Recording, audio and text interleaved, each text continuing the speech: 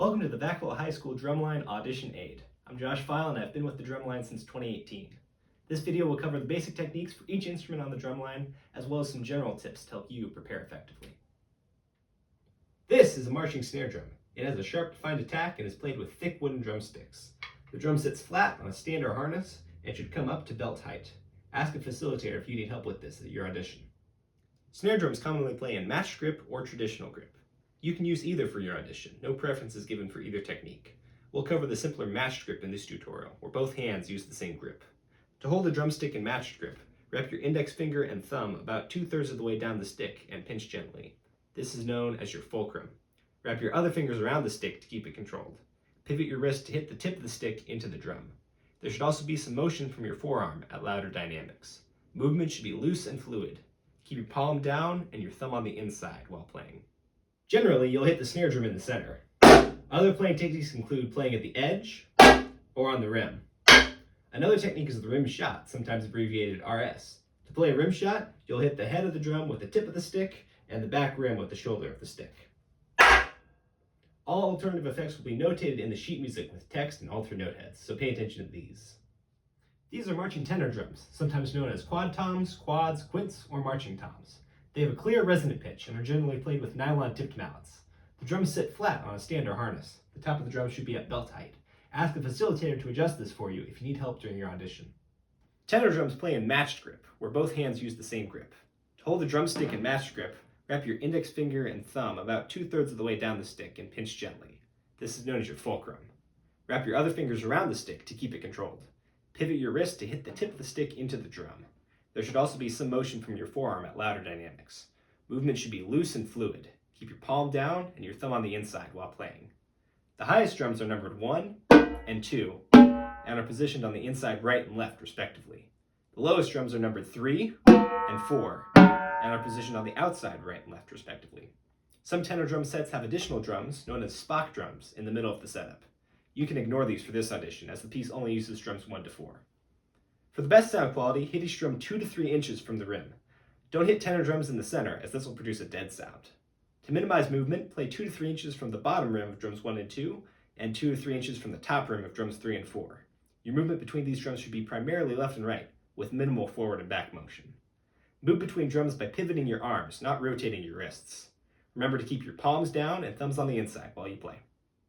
Some alternative effects for tenor drums include playing on the rim, or playing a rim shot, sometimes abbreviated RS.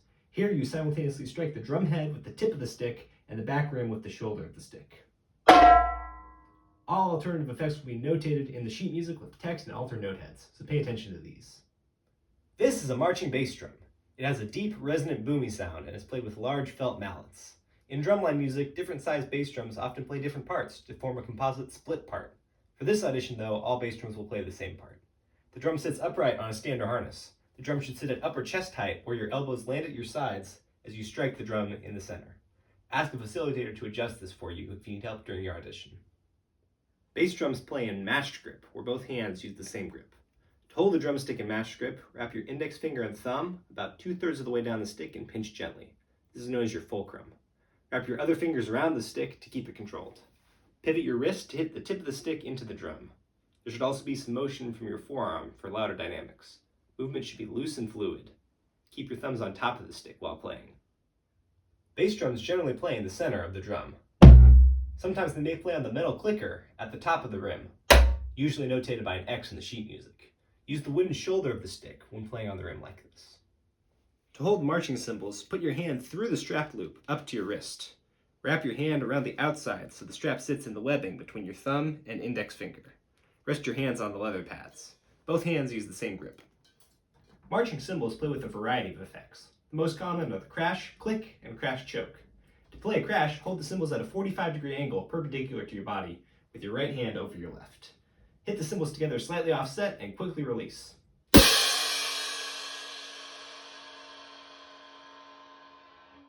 play a click or hi-hat effect, bring the cymbals into your body.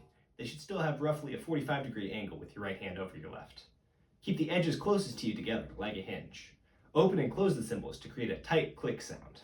To produce a crash choke effect, play a crash as before, then quickly bring the cymbals into your body to mute the sound.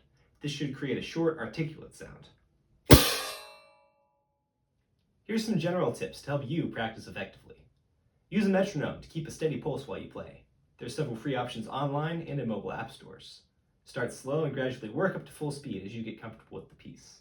You can also play along to recordings of the piece. Loop any tricky passages repeatedly to fix the hardest parts. Record yourself practicing and watch back to ensure your movements are fluid and natural. And lastly, remember to take breaks. Your brain and muscles get tired, so a long cram session will be less effective than consistent, repeated practicing. Good luck at your audition. Please reach out to the Drumline advisor with any questions.